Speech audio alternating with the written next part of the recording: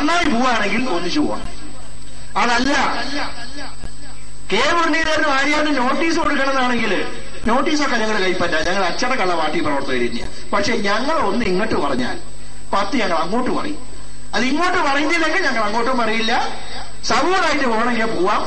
അതല്ല യുദ്ധത്തിനാണ് വരുന്നതെങ്കിൽ ഏത് മാർഗം സ്വീകരിക്കാനും ഞങ്ങൾക്ക് യാതൊരു മടിയില്ല എന്ന് മാത്രമേ ഞാൻ പറയുന്നു. അതല്ല വേറെ ചില എന്തെങ്കിലും മനസ്സിൽ ഐഡിയ ഉണ്ടെങ്കിൽ നിങ്ങൾക്ക് നിങ്ങളുടെ വഴി നോക്കാം, നമുക്ക് നമ്മുടെ വഴി നോക്കാം. ഏതായാലും ഒരു കാര്യമുണ്ട്, കോൺഗ്രസിന് എന്താണെങ്കിലും നിയമസഭയിൽ ഒറ്റയ്ക്ക് ഇരുന്നാലും MLA-മാരൊക്കെ ഉണ്ടാവും.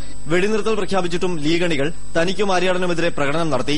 ലീഗിൽ നുഴഞ്ഞുകയറിയ തീവ്രവാദികളുടെ സ്വഭാവമാണ് പാർട്ടിയിൽ പ്രകടമാകുന്നതെന്നും മുരളീധരൻ ആരോപിച്ചു. തനിക്കെതിരെയുള്ള ലീഗിന്റെ ആരോപണങ്ങളെ മുരളി ഇങ്ങനെ പരിഹസിച്ചു. ഇവിടെ തന്നെ പറയുന്നല്ലോ, വീരവാദം കൊടുക്കണ്ടല്ലോ, മുരളീധരൻ ഞങ്ങൾ ശരിയാക്കുന്നു. ഈ സാധനം എന്റെ നിയോജകത്തിലില്ല. ഈ സാധനം എന്താണ് അവർക്ക് അറിഞ്ഞുകൂടാ. പറയാൻ ഇനിയും ഒരുപാടുണ്ടെന്നും പക്ഷെ മലർന്നു കിടന്ന് തുപ്പാനില്ലെന്നും മുരളീധരൻ പറഞ്ഞു. കോഴിക്കോട് സർവകലാശാല ഭൂമിദാനത്തെയും കെ മുരളീധരൻ വിമർശിച്ചു. ഇപ്പൊ കണ്ടില്ലേ, കാലിക്കറ്റ് യൂണിവേഴ്സിറ്റി ആദ്യം SSLC പാസ്സാകാത്ത ഒരാളെ വൈസ് ചാൻസലറാക്കാൻ നോക്കി. ഇതിലും മേലെ നാണക്കേടുണ്ടോ? അവസാനം ഒരു വൈസ് ചാൻസലറെ വെച്ചു. കക്ഷി ചെയ്ത കാര്യങ്ങളെ കുറിച്ച് ഒന്നും ഞാൻ പറയുന്നില്ല. കുറിപ്പ് പോലും തോറ്റു ഇപ്പോഴത്തെ VC-യുടെ മുമ്പിൽ. കാണിച്ചിട്ടുള്ള കാര്യങ്ങൾ 4 പേരുകൾക്ക് പറയാൻ കൊള്ളില്ല. India vision, Kozhikode.